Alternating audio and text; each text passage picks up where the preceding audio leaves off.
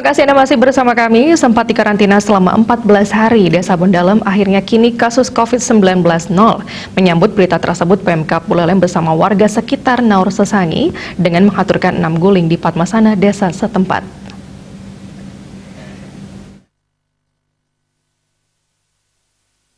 Sebanyak 6 ekor babi guling dihaturkan di Padmasana kantor Perbekal Bondalem pada Bude Umanis Prangbakat. Upacara tersebut dihadiri langsung Bupati, Wakil Bupati, dan Ketua DPRD Buleleng. Upacara Naur Sesangi di kantor Perbekal Bondalem ini dilaksanakan sebagai ungkapan syukur setelah desa Bondalem zero kasus COVID-19 selama sepekan terakhir. Tak lagi ditemukan warga desa Bondalem yang terpapar virus corona. Bupati Buleleng, Putu Agus Suratnyana mengatakan, sebelumnya pihaknya bersama warga tanpa sengaja mesesangi akan mengaturkan 6 babi guling saat pandemi COVID-19 berkecamuk hebat di desa Bondalem awal Mei 2020 lalu. Sebanyak 48 warga desa Bondalem pun sempat harus dikarantina selama 14 hari akibat klaster pasar setempat.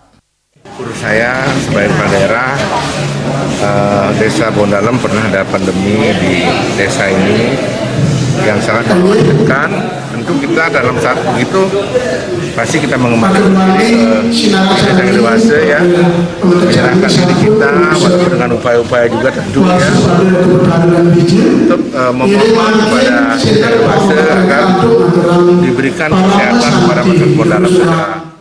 Kini seluruh warga desa Bondalem memiliki tantangan besar untuk tetap menjaga kondisi desanya yang kini steril dari COVID-19 dengan penerapan pola 3M yang disiplin. Komang Yuda, Bali TV.